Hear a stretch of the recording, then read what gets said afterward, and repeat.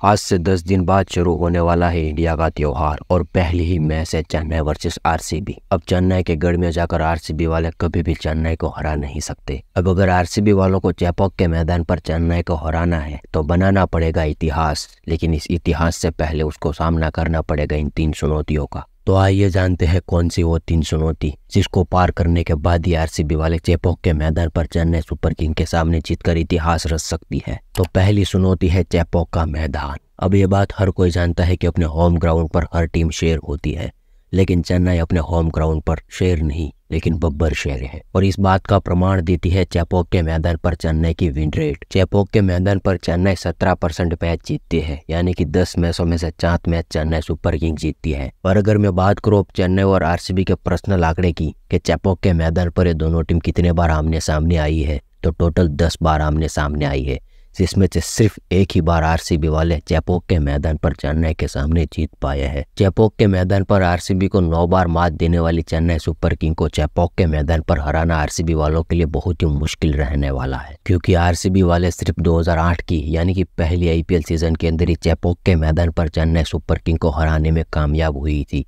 उसके बाद वो कभी भी चेपॉक के मैदान पर चेन्नई सुपर किंग के सामने नहीं जीत पाई। चेन्नई वालों ने अपने होम ग्राउंड पर यानी कि चेपॉक के मैदान पर आरसीबी को 2011 की आईपीएल की फाइनल भी हराई हुई है। तो मतलब चेपॉक के मैदान पर आरसीबी वालों का स्कोरिंग कहे तो बहुत ही खराब रहता है। ये तो हो गई आरसीबी वालों के लिए पहली चुनौती, चेपॉक का मैदान। लेकिन दूसरी चुनौती है चेन्नई सुपर किंग के स्पिनर गेंदबाज। पहले तो चेपॉक का मैदान और चेपॉक के मैदान पर टीमी गेंदबाजी और साथ ही स्पिनर गेंदबाजों का सपोर्ट, यही बात चेन्नई सुपर किंग को अपने होम ग्राउंड पर मजबूत बनाती है। अब अगर चेन्नई सुपर किंग की स्पिन गेंदबाजी की बात करें तो उसके अंदर best spinner bowler Ravichandran Ashwin भी कई बार चेन्नई का साथ दे चुके हैं, मुरलीधरन भी चेन्नई सुपर किंग का साथ दे चुके हैं, और 2012 से रविंद्र जडेजा भी चेन्नई सुपर किंग का साथ देते हुए नजर आए हैं। तो मतलब चेन्नई सुपर किंग की ताकत है उसकी स्पिन गेंदबाजी, ना कि उसकी पेस अटैक। अब अगर मैं चेपॉक के मैदान पर टी20 का सरेराश हाईएस्ट स्कोर की बात करूं तो स्कोर रहता है 130 से 140 रन के 20। और चेपॉक के मैदान की खास बात तो यह है कि यहाँ पर टॉस जीतने वाली टीम सबसे पहले बल्लेबाजी का चयन करती है, क्योंकि यहाँ पर रन चेंज करना बहुत ही मुश्किल हो जाता है दूसरे दौर के अंदर। तो इस बार भी जो भी टीम पहले टॉस जीतेगी वो बल्लेबाजी का ही फैसला करेगी। और अब मैं बात करूँ कि इस बार क्यों चेन्नई सुपर किंग आरसीबी वालों के सामने बहुत ही स्ट्रांग नजर आ रही है, वो भी चेपॉक के मैदान पर। तो चेन्नई के पास है तारदार 3 स्पिनर बॉलर, जो कि आरसीबी के पास अवेलेबल नहीं है। चेन्नई के पास है रविंद्र जडेजा, चेन्नई के पास है महीशी तीक्ष्णा, और चेन्नई के पास है मोइन अली। अब मैं बात करूं आरसीबी वालों की तो आरसीबी वालों का पेस अटैक तो बहुत ही बेहतरीन है, लेकिन स्पिन गेंदबाजी के अंदर उसकी टीम पूरी तरीके से तितर बितर हो जाती है। आरसीबी वालों के पास 2 ही ऐसे स्पिनर बॉलर है जो अवेलेबल प्लेइंग 11 के अंदर खेल सकते हैं, और वो भी परिपूर्ण स्पिनर बॉलर नहीं है।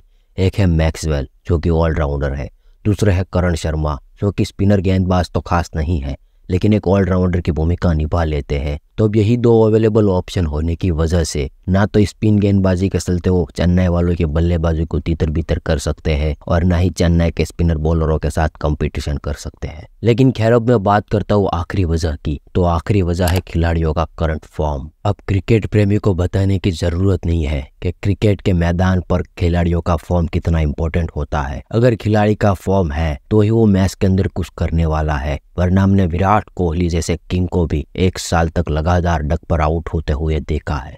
तो कहीं ना कहीं पर विराट कोहली की टीम यानी कि आरसीबी प्लेयरों का फॉर्म भी बहुत डिपेंड रखता है कि चेपॉक के मैदान पर कैसा अपना पहली मैच के अंदर फॉर्म दिखा पाते हैं। अब मैं बात करूं आरसीबी प्लेयर के करंट फॉर्म की तो Faf du Plessis, Glenn Maxwell, Mohammed Siraj और लोगी फर्ग्यूसन बेहतरीन फॉर्म में चल रहे हैं, लेकिन 4 प्लेयरों से कभी भी टीम परिपूर्ण नहीं होती और ना ही टीम कभी मैच जीत सकती है। अब मैं बात करूं इनफॉर्म प्लेयर की तो उसके अंदर सबसे पहला नाम तो आता है आरसीबी की रीढ़ विराट कोहली। अब हर कोई जानता है कि विराट कोहली पिछले 2 महीनों से क्रिकेट से दूर अपने निजी जीवन के अंदर व्यस्त जीवन बिता रहे हैं, और अगर कोई भी बल्लेबाज 2 महीनों तक लगातार क्रिकेट से दूर रहता है और अगर आईपीएल के अंदर पहली ही मैच के अंदर वापसी करता है तो शायद ही ऐसा कुछ देखने को मिल सके कि वो पहले ही मैच के अंदर तहलका मचा दे। तो कहीं ना कहीं पर विराट कोहली भी अपना करंट फॉर्म ढूंढने की कोशिश करेंगे पहले मैच के अंदर। आशा तो यही करते हैं कि चेपॉक के मैदान पर चेन्नई के सामने ही वो अपनी पहली मैच के अंदर तारदार शुरुआत दिलाए। लेकिन खैर अब मैं बात करता हूँ दूसरे प्लेयरों की तो रजत पाटीदार का भी फॉर्म अभी टेस्ट क्रिकेट के अंदर हमने देखा है ना तो बेहतरीन है और लगातार बेहतर से बदतर होता जा रहा है। अब मैं बात करूं कैमरॉन ग्रीन की, तो कोरोना पॉजिटिव आने के बाद कहीं ना कहीं पर अपना फॉर्म कहीं ना कहीं पर मैदान पर ढूंढ रहे हैं। दिनेश कार्तिक, महिपाल लोमरेज, एक खिलाड़ी वो है जो आरसीबी वालों के लिए पिछली सीजन भी ज्यादा कुछ नहीं कर पाए थे, तो आशा यही करते हैं कि इस सीजन वो अपने बेहतरीन फॉर्म के साथ आरसीबी वालों के लिए पहली मैच के अंदर कुछ झंडे गाड़े।